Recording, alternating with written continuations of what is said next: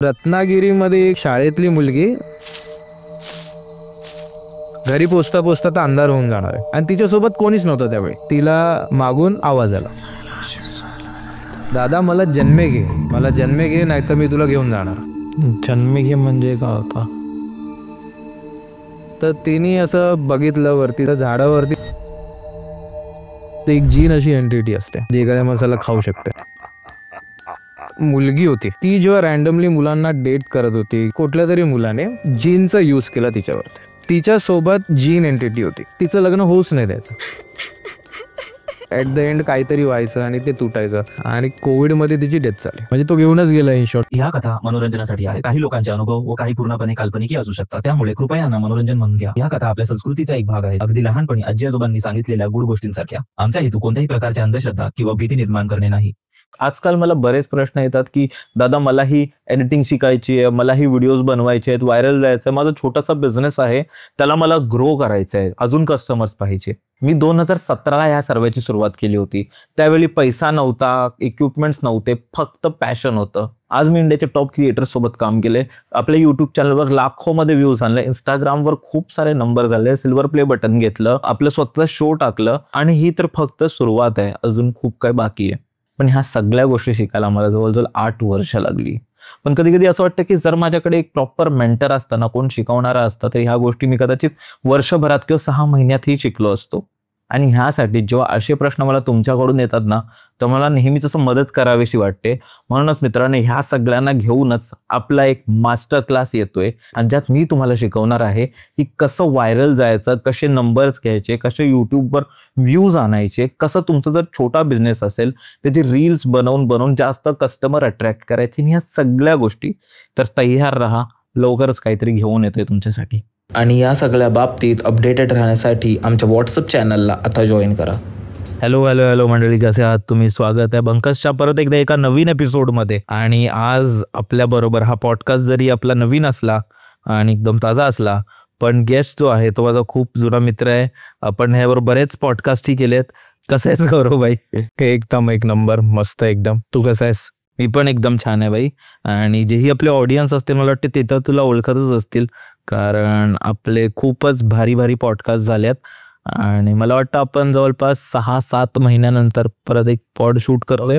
आपण आज पण अशाच काही गोष्टी घेणार आहोत. आणि आज तुझ्याकडे तू सांगितलंस की खूप वेगवेगळ्या गोष्टी आहेत. म्हणजे जिनबद्दल तू काहीतरी मला बोलत होतास, त्यानंतर तू मुंजाबद्दल काहीतरी बोलत होतास, त्यानंतर तू कोकणातल्या एका गावाबद्दल बोलत होतास जिकडे काहीतरी असं घडलं जे गाव आता आहेच नाही, पण ते एकेकाळी होतं. बरोबर. तर तू सांग कुठून सुरुवात करायची? आपण जीनवाला एक स्टोरी बरोबर सुरुवात करूया. हे माझा एक पर्सनल एक्सपिरियन्स आहे, तो आपण एक घेऊया. कारण जीनचा प्रकार जो असा आहे तो आपल्या ॲक्च्युली बघायला गेलं तो हिंदुइझममध्ये आपल्याला मोस्टली माहिती नाही.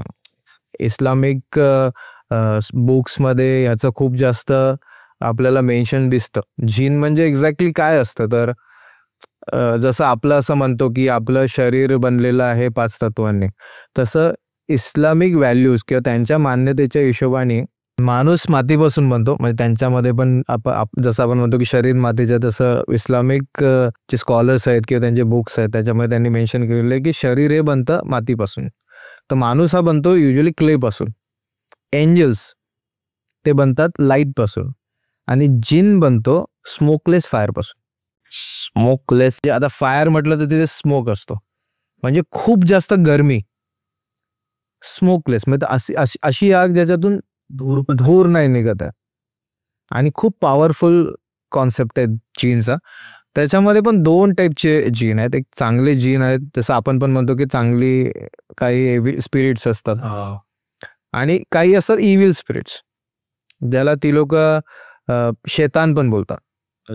आणि त्याच्यामध्ये अजून एक वर्ड आहे चांगला, इबिलिस.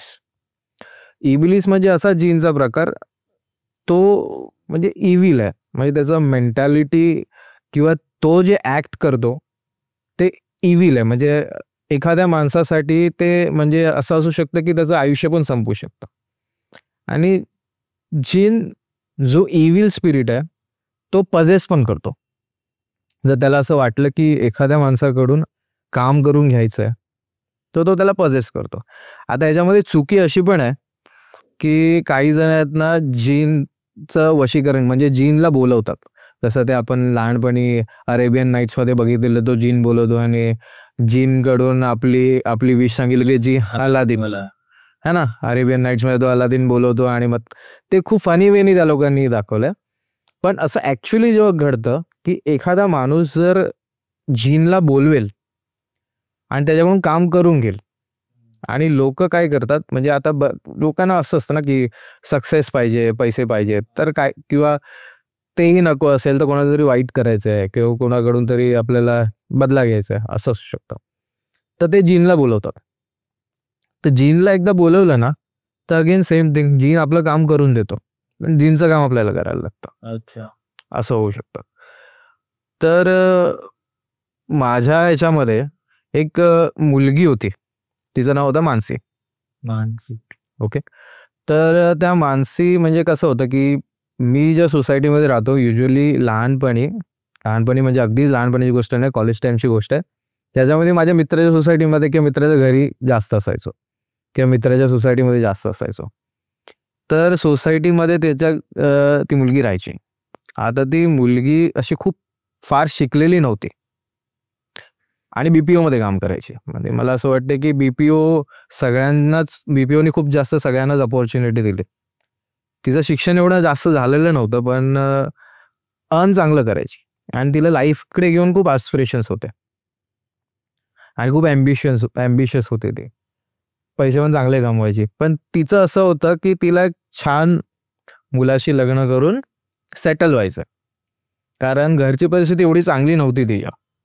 म्हणजे खूप असं लो मिडल फॅमिली आपण बोलू शकतो, खूप असं मीडियम इन्कम आहे आणि ती छान त्याच्यात कमवायची. तर तिला असं होतं की चांगला मुलगा बघायचा, लग्न करायचं असं. तर म्हणजे असं बोलू शकतो की ती खूप जास्त फोकस होते, तिचा एक गोल होता ते करायचा.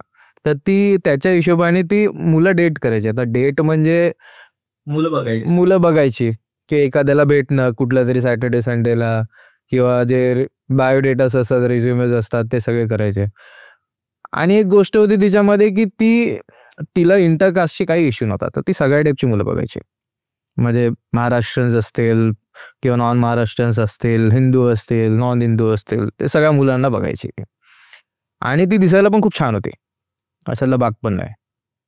म्हणजे खूप फेअर आणि ब्युटिफुल, व्हेरी ब्युटिफुल. तर ती अशाच बऱ्याच मुलांना भेटली पण काहीतरी असं व्हायचं, म्हणजे मोस्ट ऑफ द केसेसमध्ये असं झालं की आता ठरलंय, 6 महिने झालं, एंगेजमेंट झाली आणि तुटली.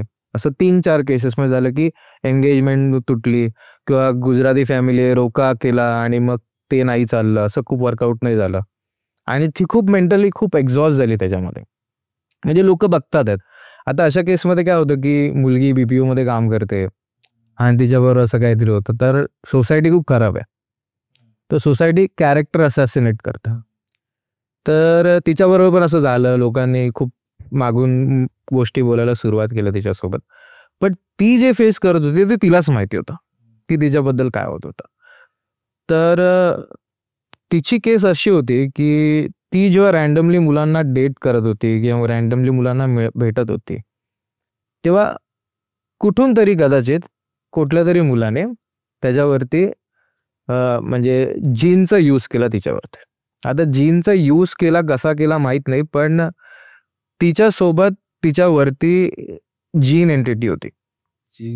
आता जीन एंटिटी ती काय करायची, तर म्हणजे असं म्हणतात की जीनला जर एखादा माणूस आवडला ना तर तो त्याच्याबरोबर राहतो. तसा त्या जीनला ती मुलगी आवडली होती, मानसी, आणि तो तिचं लग्न होऊच नाही द्यायचा. अच्छा. ओके. असं काहीतरी व्हायचं की ते तुटायचं, ॲट द एंड काहीतरी व्हायचं आणि ते तुटायचं. काही केसमध्ये तर असं झालेलं की ऐकण्यात आलेलं की तिला काहीतरी मेंटल इश्यू आहे म्हणून तिचं लग्न नाही झालं, वेडी वगैरे आहे. वेडी आहे असं लोक म्हणायचे आणि म्हणून तिचं लग्न तुटलं किंवा काहीतरी तिचा स्वभावच खराब आहे, काय पण बडबडते आणि असं, त्याच्यामुळे तिचं लग्न नाही झालं असं म्हणायचं. तर तिने याला काय केलं, आता तिच्या लेवलवरती तिने ते काढण्यासाठी खूप प्रयत्न केला. तसं की तिला जेव्हा समजलं की ती जीन एंटिटी आहे, की ते आपले जे गुरु असतात किंवा आपले जे तांत्रिक असतात ते सगळं नाही करू शकत, तर ती रे रोडला वगैरे जायचं. रे रोड हा खूप मोठा दर्गा आहे, तिथे जीन वगैरे रिमूव्ह केले जातात वगैरे. पण त्याच्यासाठी तिने धर्म पण बदलला. तिने तिकडले ते दर्गामधले फकीर वगैरे असतात त्यांना बोलवलं, त्यांच्याबरोबर त्या जीनला काढायला प्रयत्न केला. ते सगळं नाही झालं. एके दिवशी काय झालं, मी आणि माझा मित्र आम्ही कॅच कॅच खेळतोय सोसायटीमध्ये नॉर्मल. केवढं होतात तुम्ही, म्हणजे तुमचं वय जास्त? बघायला गेलं तर 2016, म्हणजे आता म्हणजे 21-22 वर्षाची होतो. तेव्हा कॅच कॅच खेळताना आम्ही काय होतं की आमच्या सोसायटीत, त्याच्या सोसायटीच्या बाहेर एक रिक्षावाला बसायचा नेहमी. तर आम्हाला असं वाटलं की, आणि तीच नेहमी त्या रिक्षामध्ये असायची. तर आम्हाला असं वाटलं की ठीक आहे, चला काहीच नाही तर काहीतरी होत असेल तिचं किंवा काहीतरी अफेअर असेल असं वाटलं.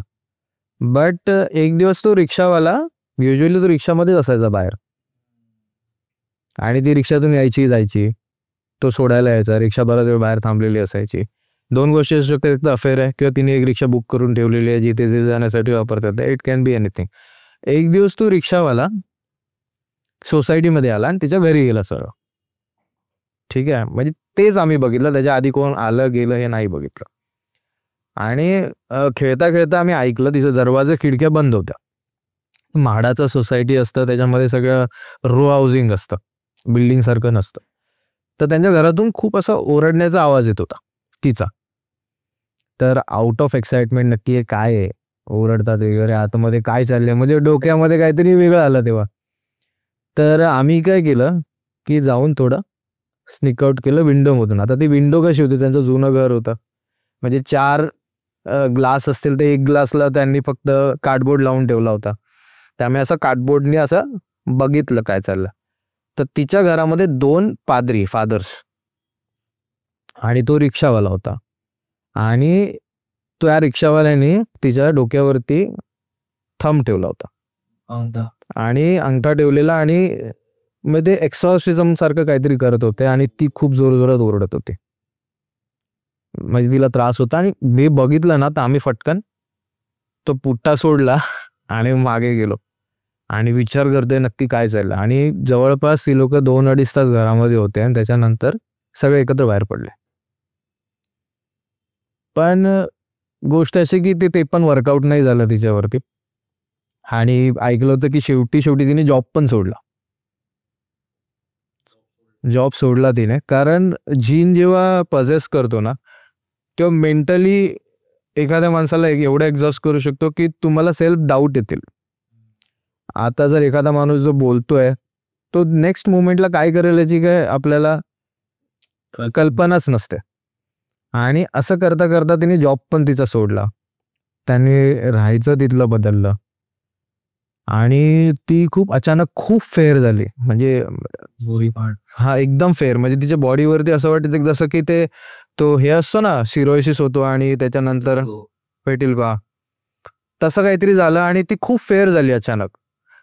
आणि त्याच्यानंतर तिला आम्ही बरेच दिवस बघितलं नाही, आणि कोविडमध्ये तिची डेथ झाली. तर लोकांना असं वाटत होतं की कोविडमुळे डेथ झाली असेल, पण तिचं कोविडचं टेस्ट निगेटिव्ह होता. तर एक त्याच्यामध्ये कन्क्लुजन आहे की मे बी कार्डियक असू शकतो किंवा काही. तिचं एज पण बघायला गेलं तर 40s मध्ये गेलेली ती लग्नाचं बघता बघता, म्हणजे खूप एज झालेलं तिचं. पण तिचं लग्न तर नाहीच झालं, जॉब पण तिने सोडला, आणि ती पण नाही राहिली. ती कोविडमध्ये संपली. आणि मग तिच्या मागे पण जीनचा साया होता, तो घेऊनच गेला ईश्वर, त्याने लग्न करायला दिलंच नाही. ते एक जीन अशी एंटिटी असते जी एखाद्या माणसाला खाऊ शकते जर त्याच्या मनात आलं तर. आणि जसं तू बोललं जीन आहे, म्हणजे हा मला वाटतं इस्लाम समाजातला एंटिटी आहे. पण हा इब्लिस काय असतं? इब्लिस म्हणजे शैतान, तो त्यांचा वर्ड आहे, उर्दू वर्ड आहे बोलू शकतो, किंवा त्यांच्या कुराणामध्ये यूज केलेलं इब्लिस, शैतान. ज्यांनी काय केलं की त्यांनी अल्लाचं ऐकलं नाही, त्याच्या विरोधात गेला, तर तो शैतान बनला. ओके. आणि आपल्या इकडे पण बऱ्याच, आपल्या इकडे तर फुल डिटेलमध्ये आहेत भाई. म्हणजे हे वेगवेगळे प्रकार आहेत, वेगवेगळ्या गोष्टी आहेत, लिहिले आहेत पुस्तकं, ग्रंथपुराण, खूप काय आहे आपल्याकडे. जसं जसं माणूस मरतोय त्याच्या हिशोबाने त्याचं स्पिरिट बनते, आणि त्यांचं पण त्यांना कसं बोलवायचं, त्यांना कसं घालवायचं, सगळं काय लिहिलंय. सॉरी मित्रांनो, मी तुम्हाला मध्येच डिस्टर्ब करतोय, पण मला हे सांगायचं आहे तुम्हाला, आपल्यापैकी 80% जे व्ह्युअर्स आहेत ते व्हिडिओ बघता तरी सबस्क्राईब नाही करत, आणि नंतर बोलतात आम्हाला व्हिडिओ नाही दिसत आहे. पण मित्रांनो, प्लीज सबस्क्राईब करा, बेल आयकन दाबा. त्याच्याने काय होणार की जेव्हाही आपण नवीन व्हिडिओ टाकू तुम्हाला सगळ्यात आधी नोटिफाय होईल. सबस्क्राईब करा आणि आपण पॉडकास्ट कंटिन्यू करूया. तू मुंजाबद्दल मला बोलत होतास. मुंजा, तर द मुंजा आपण एक रिसेंटली एक मूवी पण बघितला. हो. त्या मुंजा म्हणजे लोकांचं असं आहे की मुंजा म्हणजे असं बाळ ज्याचं मुंडन झालंय, त्याच्यानंतर त्याची डेथ झाली आणि त्याला त्याचं लग्न नाही झालं, किंवा त्याला खूप अपेक्षा आहेत सेक्शुअली, आणि त्याच्यासाठी तो मुलींना पकडतो आणि पजेस करतो की त्यांना लग्नासाठी त्यांच्या मागे लागतो, असं वाटतं त्यांना. पण ॲक्च्युली कसं आहे माहिती आहे, मुंजा ही अशी एंटिटी आहे तिचा जो उपनयन म्हणून जो विधी असतो, म्हणजे आपल्याकडे कसे 16 संस्कार असतात. म्हणजे गर्भाधान संस्कार झालं, म्हणजे जेव्हा आई वडील असतात ते मुलासाठी प्रार्थना करतात, गर्भाधान संस्कार झालं. पुसवन संस्कार म्हणजे मूल जेव्हा पोटात असतं 3 महिन्याचं असतं तेव्हा पुसवन संस्कार केला जातो. एक तिसरा संस्कार जो आपला 7व्या महिन्यात केला जातो, बेबी शॉवर बोलतो आपण त्याला, सीमन संस्कार पण बोलतात त्याला. मग एकदा मूल झाल्यानंतर त्याचं हे केलं जातं, काय जात कर्म केलं जातं. म्हणजे त्याच्यावरती त्यांना आपले धार्मिक ग्रंथ वगैरे किंवा धार्मिक मंत्र वगैरे त्याच्या कानात बोलले जातात, त्याला बोलतात जात कर्म बोलतात. त्याच्यानंतर त्याचं नामकरण करतात, त्याचा निष्कर्म म्हणजे पहिल्यांदा त्याला 3-4 महिन्यातून एकदा फर्स्ट टाइम त्याला बाहेर घेऊन जातात, निष्कर्म बोलतात त्याला. त्याच्यानंतर त्याचं हे होतं, मुंडन होतं, म्हणजे त्याचं मुंडन होतं, मग त्याचा कान छेदले जातात, तो एक संस्कार असतो. अशा संस्कारांमध्ये त्यांचा 11वा संस्कार असतो, उपनयन संस्कार. त्याच्यामध्ये काय होतं की उपनयन म्हणजे त्याचं मुंडन तर झालेलं आहे, त्याचं उपनयन संस्कारामध्ये त्याला जानवं घातलं जातं. जानवं जेव्हा घातलं जातं त्याच्यानंतर त्याचा पुढच्या आयुष्यामध्ये त्याला पूर्वी असं म्हणजे कोकणस्थ ब्राह्मणांमध्ये त्याला गुरु दिला जातो. एकदा तो गुरु दिला त्याला, तर तो काही वर्ष हा ब्रह्मचारी असतो. बरोबर आहे. मग त्याच्यानंतर तो ब्रह्मचार्याचा फेज संपल्यानंतर तो परत आपल्या आयुष्यात येतो, गृहस्थ होतो. मग तो जेव्हा वयात येतो तेव्हा त्याचं परत एकदा मुंडन केलं जातं. आणि त्याच्यानंतर त्याचा 15वा संस्कार विवाह संस्कार होतो, आणि त्याचा शेवटचा संस्कार ज्याला आपण अंतिम संस्कार बोलतो त्याचा मृत्यू. म्हणजे प्रत्येक जो शरीर आहे त्याच्यावरती हे 16 संस्कार होतात, आणि आपण ते फॉलो करतो नकळत, आपण पण फॉलो करतो ही गोष्ट, आणि ते 16 संस्कार झाले पाहिजेत. म्हणजे पार्ट ऑफ अवर लाईफ असते. म्हणजे सुरू होण्यापासून संपण्यापर्यंत हे 16 कर्म केले जातात, 16 संस्कार बोलतात त्याला. विवाह पण एक त्याच्यातला एक संस्कार असतो आणि अंतिम संस्कार असतो. तर एक गोष्ट संगमेश्वर मधली, जेव्हा मी संगमेश्वरला हल्लीच गेलो होतो नोव्हेंबर-डिसेंबर 24 मध्ये, 7-8 महिन्यापूर्वी, तेव्हा माझ्या आई वडिलांबरोबर गेलो होतो. आमची तिथे कुलदैवत आहे भैरी भवानी. तर तिकडे गेल्यानंतर आम्ही एक रात्र इथे स्टे केला एक हॉटेलमध्ये. आता हॉटेलमध्ये स्टे केला मी, आई, बाबा, आणि मला तर पहिल्यापासून सवय आहे की रात्री लवकर झोप नाही येत. तर मी विचार केला की जरा बाहेर बसून टाइमपास करूया, रील्स बघूया किंवा काही अजून फोनवर बोलता येतं का, चॅट करूया. मी रात्री, मला वाटतं की 11:30-12ची गोष्ट असेल, जास्त असा उशीर आपल्यासाठी तो उशीर नव्हता, तिथल्या लोकांसाठी तो खूप उशीर होता, कारण संगमेश्वर लोक 9लाच झोपतात घरामध्ये. तर तिकडला वॉचमन होता, केअरटेकर होता, आय डोंट नो, त्यांनी छान शेकोटी लावली होती, ती लोक बसलेले तिकडे शेकोटीमध्ये बसलेले, त्यांचं प्रोग्राम चालू होता पिण्याचा वगैरे, आणि मी जाऊन आपला गाडी शेजारी उभा शेकोटी घेतोय त्यांच्यासोबत. मग मी असा मुद्दामून विषय काढला, कारण मला आहे ना, जेव्हा मी दुपारी आलो होतो गाडी पार्क करण्यासाठी, तेव्हा त्या मला केअरटेकरने सांगितलं की गाडी तिकडे त्या झाडाखाली नको लावू म्हणून, इथे पुढे चांगली जागा आहे तिथे लावू म्हणून. तर मी त्याला विचारलं की तू असं का सांगितलं म्हणून. तर त्यांनी असं मला सांगितलं की ते पिंपळाचं झाड आहे ना, चांगलं नसतं म्हणून. तर मी बोललो का असं, म्हणजे मुद्दा म्हणून आपली क्युरिओसिटी. मला माहिती आहे की पिंपळाच्या झाडाखाली जाणं येणं, वडाच्या झाडाखाली, चिंचेच्या झाडाखाली आपल्यामध्ये पहिल्यापासूनच मान्यता आहे,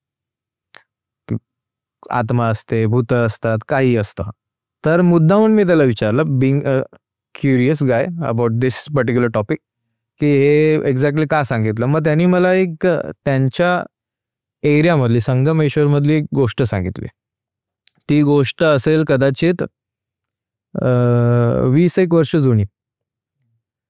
तर त्या गोष्टीमध्ये असं होतं की एक शाळेतली मुलगी, आणि आता वेळ पण असा आज श्रावणामधला होता, आणि एक शाळेतली मुलगी आपलं जे 15 ऑगस्टचा कार्यक्रम असतो त्याच्यासाठी ती शाळेमधले कामं करते, जसं की साफसफाई करणं, सजावट करणं. म्हणजे आज 14 ऑगस्ट आहे आणि असं श्रावणाचा पिरियड युजली असतो, त्या सगळ्या गोष्टी करण्यासाठी ती थांबली.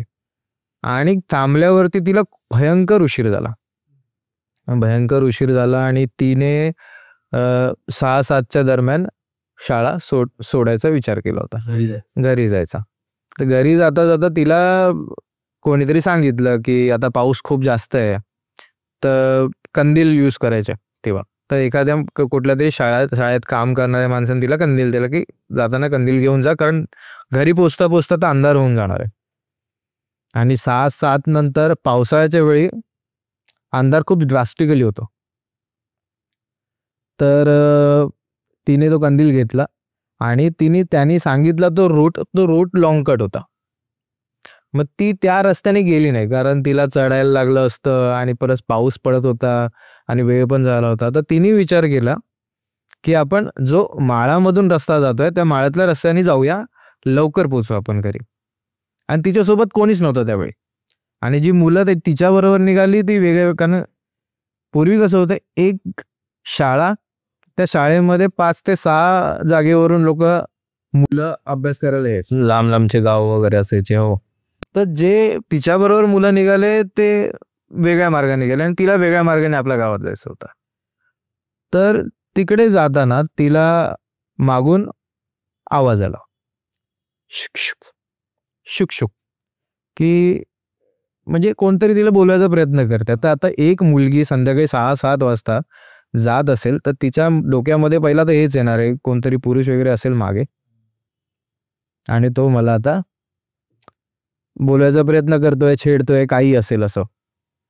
तर तिने मागे वळून नाही बघितलं आणि ती चालते, आणि चालता चालता तिला रिअलाइज नाही झालं की ती एकाच जागी फिरते अंधारामध्ये, त्याच जागेवरती फिरते ती. तर चालता चालता परत तिला आवाज आला, शुक शुक. तर तेव्हा पण तिने त्याच्यावरती लक्ष नाही दिलं. तर मागून तिला खूप जोरात असा आवाज आला बोलवण्याचा, दादा मला जन्मे घे. तर तिला एक लहान मुलाचा आवाज कळला. तर ती विचार करते की मागे घर वगैरे आहे का, पण माळावरती युजली घरं नसतात, पण ती ज्या रस्त्याने चालली होती तिला असं वाटलं की घर वगैरे असेल आजूबाजूला. तर तसं नव्हतं.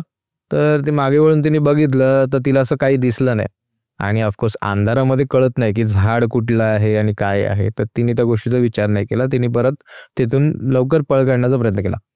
मग अशा केसमध्ये परत तिला, दादा मला जन्मे घे, नाही तर मी तुला घेऊन जाणार. जन्मे घे म्हणजे काय होता? जन्मे घे म्हणजे, आता ही भाषा अशी आहे त्या जुन्या काळच्या कोकणातली, जन्मे घे म्हणजे तू मला जानवं घाल, माझा उपवन संस्कार कर. म्हणजे तो सांगतोय की माझा तो संस्कार पेंडिंग आहे, तो मला कर. तर म्हणजे ते बाळ म्हणजे होतं काय तर मुंजा, आणि ते येणाऱ्याला सारखं विचारतंय की माझा तो संस्कार राहिलाय तो करा म्हणून, उपनयन संस्कार. आणि तसाच त्याला ही मुलगी दिसली आणि त्याने वरून हाक मारली आणि सांगितलं मला जन्मे घे. तर तिने असं बघितलं वरती झाडावरती, तर झाडावरती तिला एक लहान बाळ दिसलं. त्या बाळाच्या डोक्यावरती 3 जे आपल्या हे असतात, टिके असतात, म्हणजे ब्राह्मणाचं मूल आहे, कोकणस्थ ब्राह्मणांमध्ये करायचंय. बाळ टकलंय, म्हणजे त्याच्यावरती डोक्यावरती केस नाही आहेत, त्याचे डोळे हिरवे आहेत, ओठ काळे आहेत. हे तिने एवढ्या अंधारामध्ये त्या मुलाचा एवढा जास्त ओरा होता की तिला ते त्या अंधारामध्ये पण दिसलं. आणि मग तिने तिथून कंदील टाकून पळायचा प्रयत्न केला. तर पळायचा प्रयत्न केला, जसं मी पहिला सांगितलं की ती एकाच जागी फिरते. ते एकाच जागी फिरता फिरता त्या मुलाने येऊन तिला अडवलं समोर. म्हणजे तो उडत आला, पळत आला, माहित नाही, जसं त्यांनी मला सांगितलं तसं मी सांगतोय. अडवलं आणि तो तिला सांगतोय परत एकदा, मला जन्मे घे नाही तर मी तुला घेऊन जाणार. आणि तिच्या खांद्यावर बसून त्याने तिचा गळा दाबला गळा दाबली. आणि त्याच्यानंतर घटना अशी की ती तिथे बेशुद्ध पडली आणि तिला सगळे रात्रभर शोधतात आहेत. आणि ती जवळपास 4-5 सकाळच्या टाइमला 4 ते 5 वाजता कोणाला तरी ती सापडली. कारण ती जेव्हा घरी पोहोचली नाही, तिथेच अगोदर त्या लोकांनी शोध मोहीम चालूच केलेली घरी, की ती घरी नाही पोचली. आणि शाळेमधून तर ती निघाली 6-7 वाजता. तर ती सकाळच्या वेळी 4 ते 5च्या दरम्यान काही लोकांना सापडली, तिला घरी घेऊन आले. तर तिचे सगळे केस पांढरे झाले होते. बापरे. आता म्हणजे हे काय असू शकतं माहिती नाही. आणि ती बेशुद्ध होते. तिला मग डॉक्टरकडे वगैरे नेलं, वैद्य वगैरे असतील त्यावेळेचे काही असतील ते डॉक्टरकडे नेलं, तिला तपासलं वगैरे. मग ती शुद्धीवर आली आणि मग तिला थोडा वेळ ताप वगैरे पण आला. आणि मग त्याच्यानंतर तिने ती घटना तिच्या आई वडिलांना सांगितलं की तिच्यावर असं झालं. आता तिला ती एक्झॅक्टली जागा माहीत नाही. घरी पोचल्यानंतर ती कुठल्या जागी फिरत होती, पण तिने जो रस्ता सांगितला त्या रस्त्यावरती हा एक्सपिरियन्स काही जणांना, जे गावातले त्या वाडीतले नाही आहेत, त्यांना आलेलं आहे. हे त्यांना खूप नंतर कळलं की त्या रस्त्यावरती जे पिंपळाचं झाड आहे त्या झाडावरती मुंजा आहे. आणि तो मुंजा येण्या जाणाऱ्यांना विचारतो की माझा हा विधी अपूर्ण राहिलाय, तो मला पूर्ण करून द्या म्हणून. ही मुंजाची स्टोरी. मग त्याच्यावर हे नाही करत की बाबा की त्याला मुक्ती देण्याचा प्रयत्न कोणीतरी सिरियसली घेऊन ऍक्च्युली केलं पाहिजे. केलं पण असेल कोणी, पण जसं की लोकांना माहित नाहीये की तो किती वर्षापासून तिथे बसलाय. आता कसं असतं की एखाद्याची ब्लड लाईन आहे, त्या ब्लड लाईनचं, जसं की आपले कोणी रिलेटिव्ह असतील किंवा आपले आजोबा आहेत, वडील आहेत, जेव्हा काही देहांत होतो तेव्हा एक पहिली रिक्वायरमेंट अशी असते की त्या ब्लड लाईननीच त्याचा तो 16वा संस्कार केला पाहिजे. तेव्हा त्याचा पुढची गती त्याची सुरुवात होते. पुढे तो मग त्याच्या पुढच्या योनीत जाणार, त्याचं पूर्ण आयुष्य आहे, ते पोस्ट लाईफ जे पण आहे ते चालू होतं. तर कोणी प्रयत्न केला पण असेल. म्हणजे 2 पद्धती आहेत. एक तर तसं पारंपरिकरित्या केलं जातं, तसं करू शकतो, त्याच्यासाठी ब्लड लाईन लागेल. दुसरी गोष्ट आहे की तांत्रिकाची मदत घेऊन करावं लागणार त्याला मार्गाला पाठवण्यासाठी. त्याला बांधावं लागेल, त्याला कंट्रोल करावं लागेल. आणि तो मे बी सस्टेनेबल वे नाही आहे. सस्टेनेबल वे आहे असं की ब्लड लाईननी कोणीतरी त्याच्या शांतीसाठी काहीतरी स्टेप्स केल्या पाहिजेत. कदाचित त्याला कोण मिळालं नसेल किंवा तो खूप जुना आहे, अशा वेळी त्याचं डेथ झालं असेल तेव्हा त्याची ब्लड लाईन पण नाही राहिली असेल किंवा त्यांच्याबरोबरच झालं असेल, असं पण होऊ शकतं. कारण मेल्यानंतर असं आहे की एवढ्या जास्त मेमरी स्ट्रॉंग नसतात काही वेळी. जसं की मरतो माणूस पण ना, एक्सेप्टन्स खूप गरजेचं आहे ज्यावेळी मरतोय. काही जणांना एक्सेप्टन्स असतो, काही जणांना एक्सेप्टन्स नसतो की तो मेलाय. आणि ती लोक मग लोकांना भेटत राहतात कारण त्यांना माहितीच नाही. त्यांना वाटतं तो आणि मी सेमच आहे, पण जो बघणारा समोरचा माणूस ऍक्च्युअली माणूस आहे आणि हा भूत आहे. तरी बघा, त्याला पण नाही माहिती हा भूत आहे. त्यांनी हट्ट, आता त्यांना माहिती आहे की त्यांनी येऊन तिचा गळा दाबला, त्याच्या मते तर त्याने हट्ट केलाय. जे लहान मूल करतं, 8-10 वर्षाचं किंवा 10-12 वर्षाचं जे मूल करतं हट्ट, तसं त्यांनी करायचा प्रयत्न केला. हट्ट करून ती गोष्ट मिळवण्याचा प्रयत्न केला. बट आपण त्याला बघतोय की त्यांनी त्रास दिला. तर ही मुंजाची गोष्ट होती जी मी संगमेश्वरला त्या माणसांकडून ऐकली. आणि भाई तू मला एका रत्नागिरीच्या एका गावाबद्दल बोलत होतास जो GPS वर नाहीये आता, पण तो अस्तित्वात होता. आणि तो पूर्ण गाव निघून गेला, गायब झाला. तर ती ती काय गोष्ट आहे, ती मला ऐकायला आवडेल. आता कसं आहे माहितीये, पूर्वीच्या काळी कसं आहे, आता आपण जर विचार केला की चला आता गोव्याला उठून जायचं आहे, तर फ्लाईट बुक केली, ट्रेन बुक केली, बस बुक केली, काहीच नाही मिळत आहे, आणि तेही नसेल तर आपण गाडी काढली स्वतःची आणि गेलो. तर पूर्वी आहे ना, लोकांना प्रवास करण्यासाठी काही अशा ट्रेडिशनलच व्हेकल्स होत्या, जसं की घोडागाडी आहे, ती पण ज्याच्याकडे खूप पैसे आहेत तो अफोर्ड करू शकतो. शेतकरी असेल एखादा, त्याच्या घरी बैलगाडी आहे तर तो बैलगाडीने प्रवास करू शकतो. आणि ज्याच्याकडे काहीच नाही तर तो काय करायचा, पायी प्रवास करायचा. तर ही गोष्ट अशी आहे, म्हणजे आपण बोलू शकतो की 1970s 1980s मधली गोष्ट आहे, की तेव्हा माणसांकडे ट्रॅव्हल करण्यासाठी खूप कमी साधन होते. आणि अशा केसमध्ये समजा एखाद्या माणसाला जर मुंबईला यायचं, कारण तेव्हा पण ट्रॅव्हल करायचे, मुंबई गाव हे व्हायचं शहरच होता, तर ट्रॅव्हल करायचं तर लोकांकडे काय असं असायचं, जेव्हा त्यांच्याकडे पैसे नाहीत पायी निघायचं, शिदोरी बांधायची, कपडे घ्यायचे, पायी निघायचं. आता मुंबई आणि कोकणामधले जे सिंधुदुर्ग जिल्हा वगैरे ते किती एवढे लांब आहेत, जर आपण आज बसने गेलो तरी 12 तास लागतात. बरोबर, आज सुद्धा. तर त्यावेळी त्याला 7 ते 8 दिवस लागायचे. तर कसं असायचं, प्रवासाला सकाळी प्रवास सुरू करायचा, दुपारी कुठेतरी थांबायचं, जेवायचं कुठल्या झाडाखाली वगैरे, मग परत प्रवास सुरू करायचा. मग तिन्ही सांज झाली किंवा रात्र झाली तर कुठल्या तरी गावामध्ये. आणि पूर्वीच्या माणसांना आत्ता जेवढी नाही त्याच्यापेक्षा जास्त माणुसकी होती. म्हणजे कुठला एक वाटेमधून जाणारा माणूस, ज्याला जर आपल्या घरामध्ये राहायचं आहे तर पडवीत त्याला जागा द्यायची थांबायला, की ठीक आहे म्हणजे हा वाट सर्व आहे, रात्री थांबेल, सकाळी निघून जाईल. आणि जो थांबणार आहे त्याला पण एक गोष्टाची सेन्स असायचा की इथे आपल्याला एकच रात्र राहायचं आहे, तो सकाळी लवकर निघून जायचा, कोणाला त्रास न देता. तर ही गोष्ट तशी आहे की एक माणूस जो मुंबईच्या प्रवासासाठी चाललाय आणि मुंबईच्या प्रवासाकडे जाता जाता तो बरेच गावामध्ये मध्ये थांबतो, जेवण्यासाठी, झोपण्यासाठी, रात्रीच्या वेळी असं.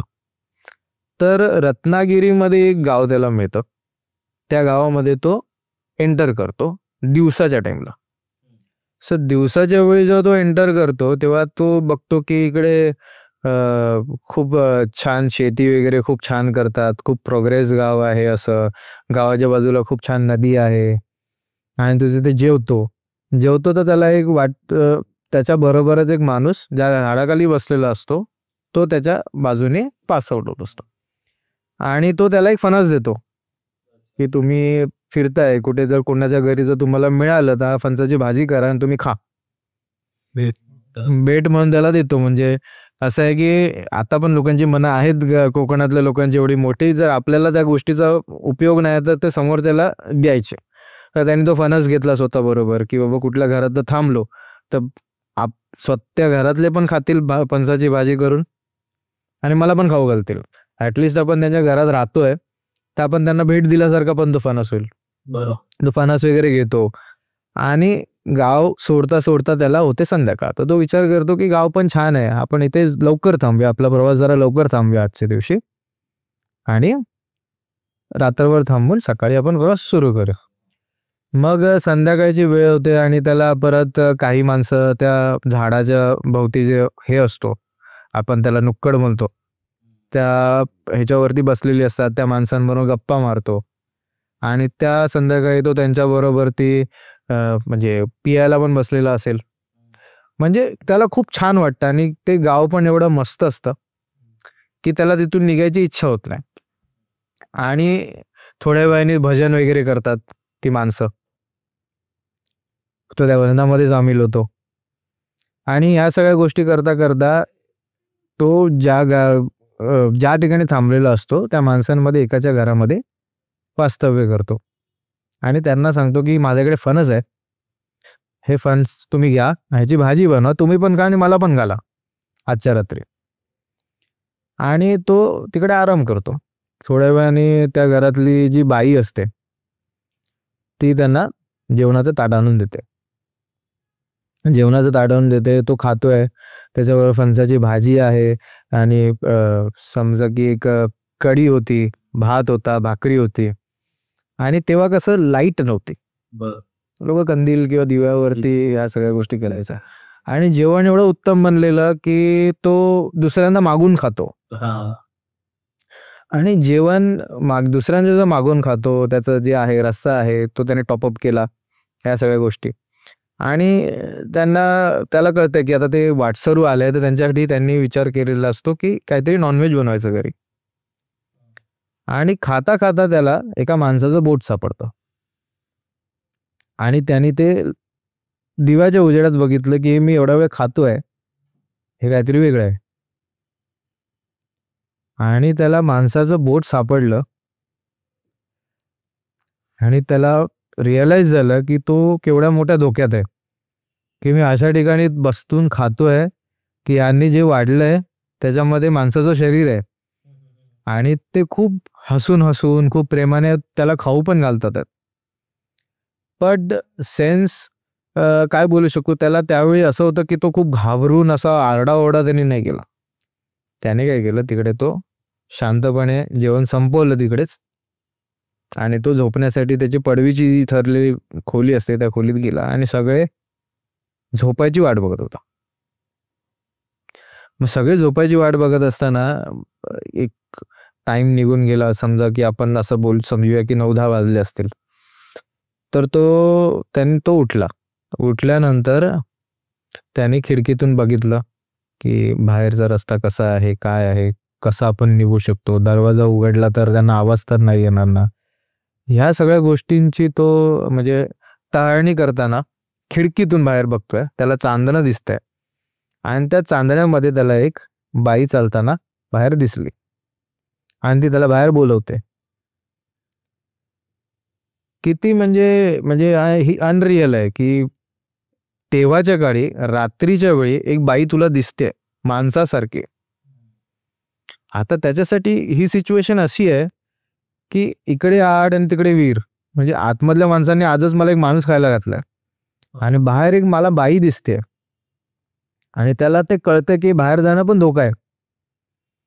तर थोडा वेळ तो वाट बघतो. थोडा मग समजा की 1 तास झाला, 2 तास झाला. थोड्या वेळाने ती बाई खिडकीतून त्याच्याकडे हाक मारते. त्याला खिडकीतून हाक मारते आणि तो एवढा, मग तेव्हा त्याला असं झालं की त्याला पेशन्सच नाही ठेवायला जमत आहे. कारण मग तो काय केलं त्याने, मग तो त्यांच्या घरात पळत गेला त्यांना बोलवायला, त्यांचीच मदत मागायला. आणि त्यांची मदत मागायला गेला तेव्हा त्यांनी बघितलं की ते घरामध्ये 3 व्यक्ती होते राहणारे, म्हणजे नवरा, बायको आणि एक त्यांची आई, आजी किंवा कोणी असेल. ते तिन्ही पण त्यांना वाशांवरती लटकलेलं दिसलं. ही रात्रीची वेळ, राशांवरती लटकले आहेत, गळ्यांना फास आहे त्यांच्या. आता मला सांग की एक माणूस, अननोन गाव, रात्रीची वेळ, बाहेरून एक बाई बोलवते.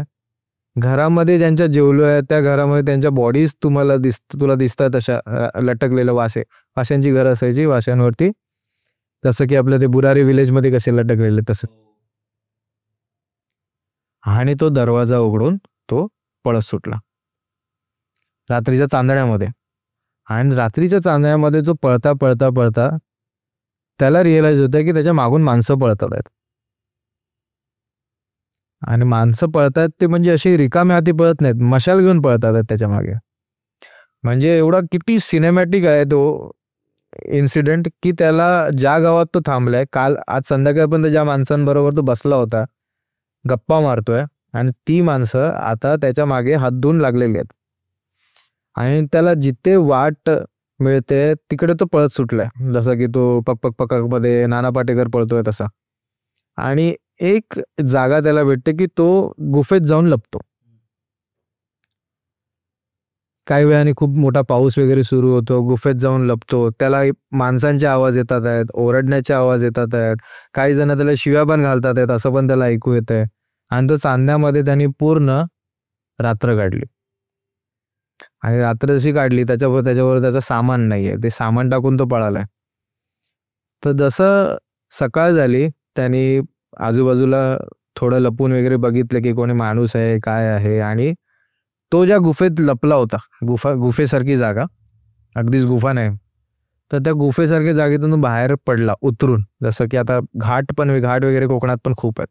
तो घाटावरून जंगलांमधून खाली उतरला आणि एक चांगल्या रस्त्यावरती आला, मातीच्या रस्त्यांवरती. आणि त्या मातीच्या रस्त्यावरती त्याने मग परत चालायला सुरुवात केली की कोण माणूस आता भेटतंय का ज्याच्याकडून मदत मागेल नाही. कारण त्यांनी एक घाट उतरला म्हणजे त्याने ते गाव सोडलंय. गाव सोडलं म्हणजे तो आता सेफ आहे, त्याला माहिती आहे. मग त्याला एक माणूस दिसला. त्या माणसाला त्याने सांगितलं की असं असं त्याचं काल रात्री झालं बरोबर आणि असं. तर त्या माणसाने त्याला सांगितलं त्या गावाचं नाव काय होतं, जरा एकदा व्यवस्थित सांगा मला. म्हणून त्याने सांगितलं गावाचं नाव. आणि गावात जिथे मी थांबलो तिथे जवळपास 12 ते 15 घर आहेत आजूबाजूला आणि ओढा आहे मोठा. तर त्या माणसाने सांगितलं की तुम्ही ज्या गावाचं बोलताय ना ते गाव खूप वर्षापूर्वी वाहून गेलं पुरामध्ये. बाप रे. म्हणजे तो अशा गावात थांबला होता ते गाव एक्झिस्टच नाही करत आहे. आणि तो अशा लोकांमध्ये थांबलेला त्यांचा मृत्यू खूप वर्षापूर्वी झाला होता.